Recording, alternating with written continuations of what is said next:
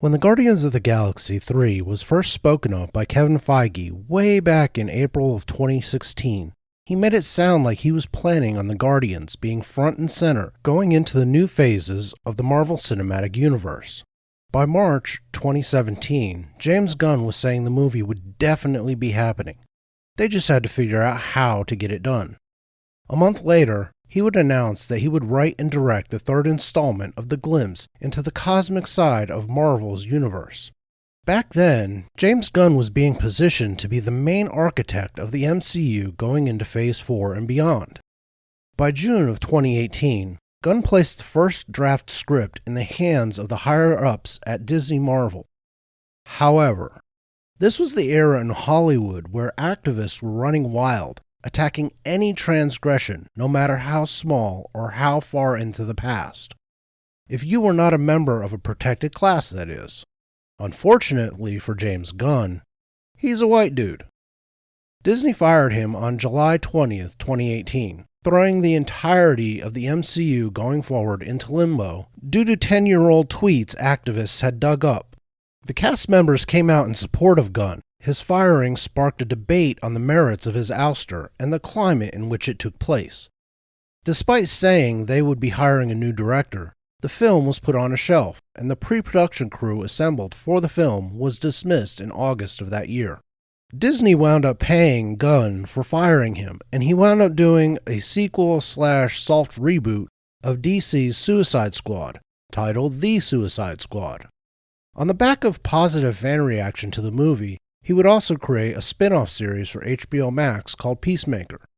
The day after James Gunn signed on with DC, Marvel started courting him to come back for a third Guardians movie. Because of his DC commitments, filming for Guardians of the Galaxy could not start until February of 2021. Due to Gunn's firing and the later emergence of the calamity from China, production was delayed, but not by much. Pre-production for the third outing of the Guardians began in April of 2021, and it was given a May 5th, 2023 release date. Now, the story was always believed to be intended as the introduction to the MCU of Adam Warlock. Most comic book fans always found this odd, since Adam Warlock and Thanos were intimately tied together in the Infinity War saga. So seeing him be introduced after Thanos is already dead and the Infinity Stones dealt with made little sense. Another element that was baffling was the resurrection via time travel of Gamora, who was killed in Avengers Infinity War and then resurrected via time travel in Avengers Endgame. She disappeared after Thanos' defeat, and Peter Quill was set to go find her. It made little sense because that Gamora was still very much her father's daughter, unlike the Gamora Peter fell in love with over the course of the first two movies. This was still the hardened survivor of a life in the service to Thanos, not the rebellious woman plotting her escape and thwarting the Mad Titan 2 years later. Rumor also hinted that Rocket Raccoon would be a central figure in any Guardians of the Galaxy 3 movie. His backstory was hinted at in the other movies, but never explicitly explained. A terrestrial raccoon that has gained sentience and intelligence always made for an interesting character, especially given how good he is with tech, weapons in particular. While the first movie in the series is considered one of the MCU's very best installments, the second movie was less well received. Though still a solid film that had its moments and an ending that had many a theatergoer dabbing at their eyes. The third installment was already known to be a darker entry in the lighthearted series that seemed to give Disney Marvel the idea that everything in the MCU needed to be a joke, whether the story should be or not.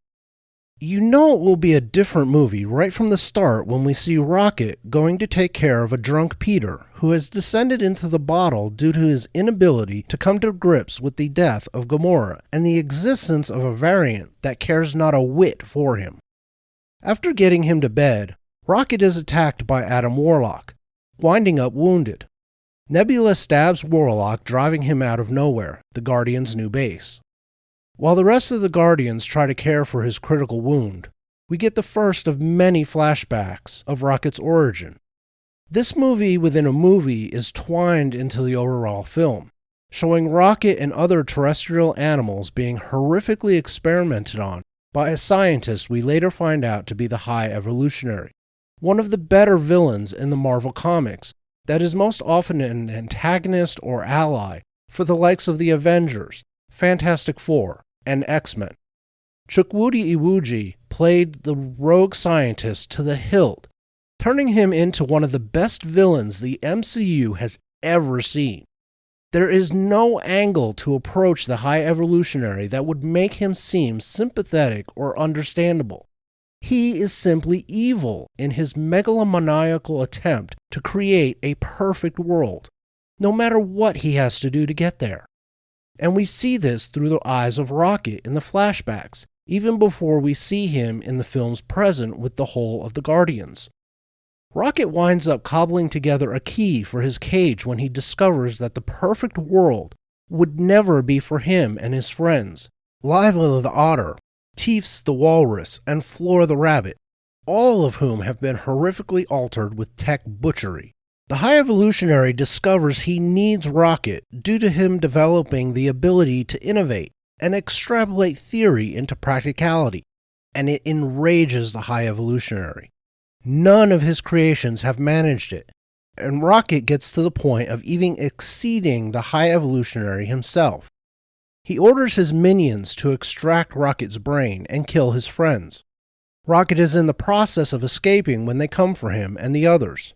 Rocket fights and takes out the guards, but his friends are killed. The High Evolutionary tells him to get back into his cell, but Rocket attacks and mauls him before escaping in a ship. In attempting to find a fix for Rocket's wound in the present, they learn he is filled with proprietary tech for which there is a kill switch were they to try and fix him. So the fetch quests begin. They need to infiltrate a company called OrgoCorp. In order to do it, they need the help of the Ravagers, among whom is Gamora. Peter is less than thrilled, but is wanting to help Rocket more than bitch about Gamora's presence. This starts a series of tiresome scenes in which the current Gamora makes it plain that she is not the old Gamora who was killed. What's more, she mildly despises Peter and the weakness he shows in holding the torch for the dead Gamora. When they get into OrgoCorp, they find they will need to confront the High Evolutionary in order to get what they need. A code in the brain implant of one of his minions is needed to bypass the kill switch and fix Rocket. They wind up having to shoot their way out of OrgoCorp when they are discovered. They head for Counter-Earth once they escape, the High Evolutionary's attempt at creating the perfect world. When they get there, Peter is amazed at how much it resembles Earth that he remembers from his childhood. Upon arrival there, they find the planet inhabited by people that look like anthropomorphized animals. Peter convinces one of them to lend them her car, and he, Groot, and Nebula go to see the High Evolutionary, who is expecting them. Nebula stays with their car and is later attacked by animal cyborgs sent by the High Evolutionary when he decides to kill Peter and Groot. Gamora, Drax, and Mantis stay behind to guard Rocket. Drax soon tricks Mantis into going after Peter's group on a motorcycle. The High Evolutionary has decided to destroy Counter-Earth, and a fight ensues as his ship, which Peter and company thought was just a building, takes off. Quill and Groot escape, jumping off the ship as it rises and taking the minion with the code they need with them. Adam Warlock shows up and Gamora winds up saving Rocket from him, taking off to go to the rest of the Guardians' rescue. She arrives in time to pick up Peter and Groot, and they go to rescue the rest of the Guardians from the High Evolutionary ship that is now in space. Behind them, planet explodes. They save Rocket and then blow their way into the High Evolutionary's ship. After some really good action scenes and freeing the captives of the High Evolutionary, they wind up defeating him and evacuating everyone, including the animals, onto Nowhere. Peter is stuck on the ship and he tries to jump across to Nowhere, coming up short. The rest of the Guardians are assuming he is dead when Adam Warlock saves him, bringing him to Nowhere. The wrap-up scene is somewhat forced. Gamora goes back to the Ravagers after reconciling with Peter. Peter leaves the Guardians to go back to Earth to see his grandfather. Rocket takes over the Guardians and the ship, and Nebula is left in charge of nowhere. Mantis decides to go on a journey of self-discovery that Marvel is so fond of. Thor has been on about 17 of them by this point. Drax is helping to raise all the children saved from the High Evolutionary, and this leaves Rocket, Groot, Cosmo the dog, Kraglin, Adam Warlock, his pet Blurp, and Phyla, one of the rescued children from the last batch of High Evolutionaries' experiments, as the Guardians of the Galaxy. They are showed in a mid-credits scene taking on a bunch of wild animals threatening a city on an arid world. I went into the movie being ambivalent about even seeing it. More than likely, this will be the last Guardians of the Galaxy movie with James Gunn, given that he is now over at DC as the studio's head. This despite the promise in the end credits scene that the Star-Lord will return. None of the characters left over in the Guardians are compelling enough to make it likely we will see another Guardians movie anytime soon. The trailers looked good, but I am well on my way to apathy with the MCU. So the only reason I wound up going to see it was because that was what my family decided to do on Mother's Day. So did I like it? Let's start with the pros of this movie. It, like most James Gunn movies, was well put together. It looked good, and the CGI was not a mess like the rest of the movies since Endgame. The characters were still the awesome characters we saw in the first two movies. Though Nebula was off for some reason I just could not put my finger on. Mantis continued her role from the Christmas special, fitting in with the Guardians well. And while she was completely extraneous to the film, and it could have happened quite nicely without her, Zoe Saldana as Gamora was as good as she always is. Cosmo the dog, voiced by Maria Bakalova, was also damn good, being part of a couple of highly amusing scenes and having a part in the big rescue at the end. There were a number of amusing cameos as well. Nathan Fillion was great as a guard at OrgoCorp.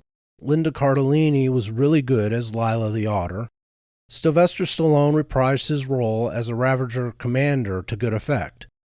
Elizabeth Debicki was good once more as the High Priestess of the Sovereign, and Will Poulter was really good as Adam Warlock, but I say that with caveats aplenty. The villain stole the entire movie. Chukwudi Iwuji was simply superb as the High Evolutionary. He was evil in a cold way that suddenly blows up into an intense rage when thwarted.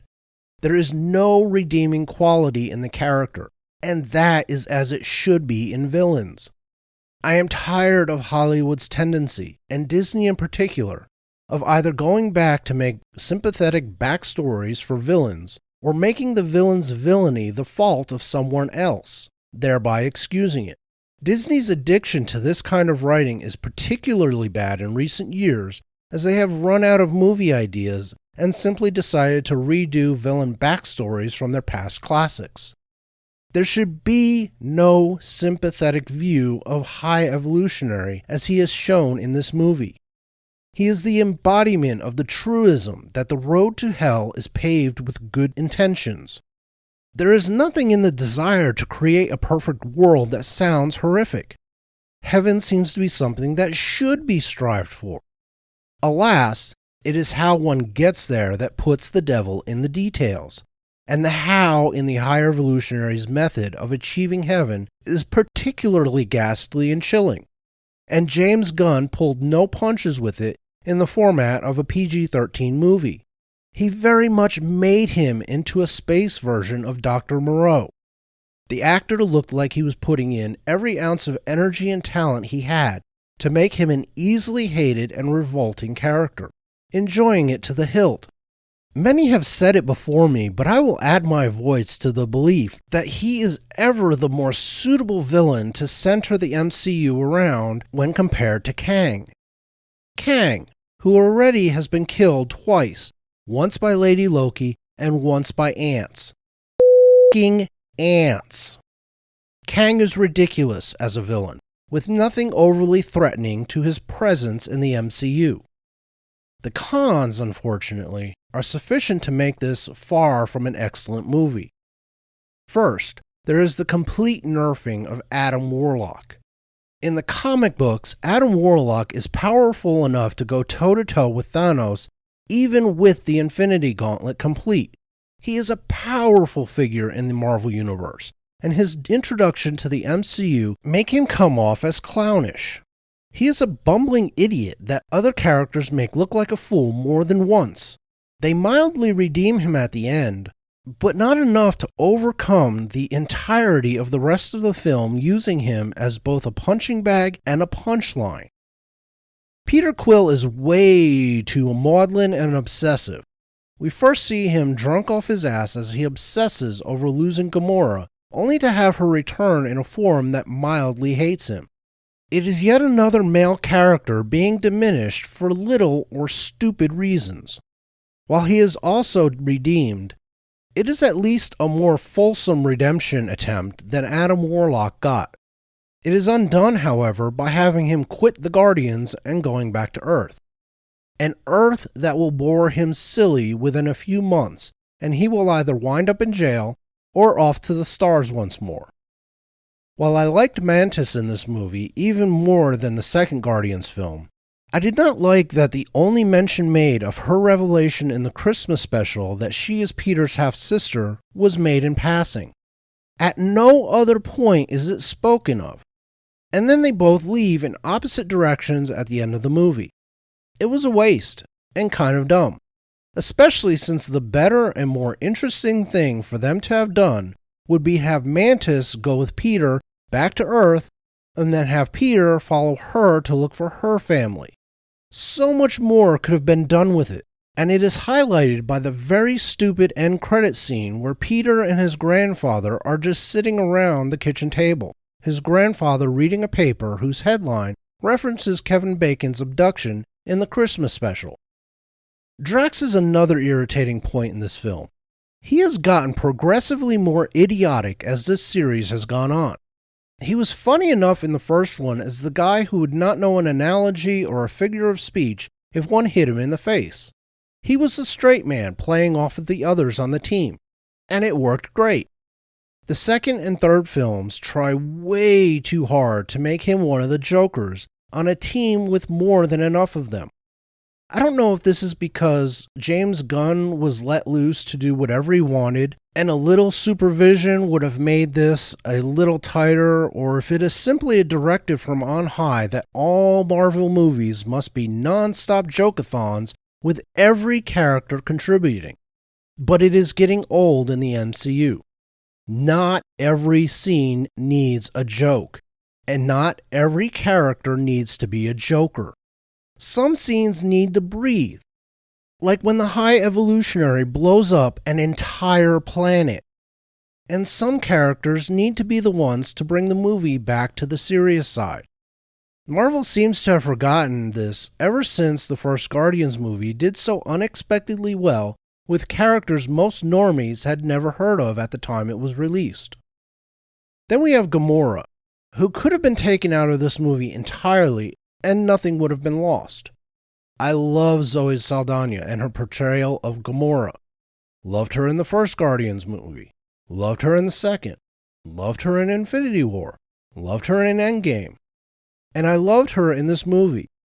But she was extraneous. And if you take her out, perhaps you don't have Peter Quill a blubbering drunken mess at the beginning of the movie. One of the most objectionable things was a straight-up stealing of a scene from Harry Potter. If you've seen this movie, and the final Harry Potter movie, you know what I'm talking about. At one point, Rocket looks to be dead. He has a vision of Lila the Otter in a white space that looks ripped right from the scene in Harry Potter and the Deathly Hallows Part 2 after Voldemort kills Harry and he goes to have a conversation with the dead Dumbledore.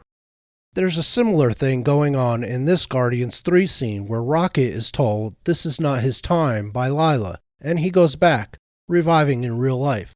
This was easily the most ridiculous scene in the movie as it demonstrated a serious lack of originality and creativity. I am shocked James Gunn stooped this low, but I'm sure defenders will claim it is an homage, which is also nonsense. And finally, the last thing I want to talk about is the overuse of music in this movie. At points, it is absolutely obnoxious, the amount of music that is used to populate this film. Every scene seems to need one or more songs to fill it, not allowing either the action or the dialogue to breathe on its own. I don't know where James Gunn got the idea that what fans come to see Guardians of the Galaxy movies for was his trolling through his playlists from years gone by. While music in the first two movies was a feature that many people liked, this was too much. It didn't need to be this filled with music from yesteryear just to show off what a music nerd he is. The movie does just fine with the amount of music that was in the first two. It complemented and intertwined throughout the movie, letting it breathe, letting it do what it needed to do. This movie, it does the exact opposite. It distracts, it undermines, and it goes crosswise to what is going on in the movie at the time the music comes on. As a last hurrah for the Guardians of the Galaxy, this was fine. There was enough there not to make me sorry I went to see it. I would have to rewatch the second movie to be sure, but I think Guardians of the Galaxy 3 would place just behind Guardians of the Galaxy 2 and far behind Guardians of the Galaxy 1. It was a thoroughly meh movie that was elevated by performances that overcame problems with the script, helped out by CGI that did not suck, and storylines that kept you engaged enough to overlook the fetch quests and out-of-sync characters. It was easily the best product from a faltering Disney Marvel since Avengers Endgame, Spider-Man No Way Home being a Sony movie. That, however, is not saying much, and we as fans should expect better from people we know have better within their capabilities. That is all I have for this video. If you like what I do here, please hit the like button, subscribe to the channel, share the video, and comment down below. I appreciate it all. I believe Gotham Knights will be back on this week, so that will be forthcoming. I will also try to get my video on A Haunting in Venice out soon as well. Until then,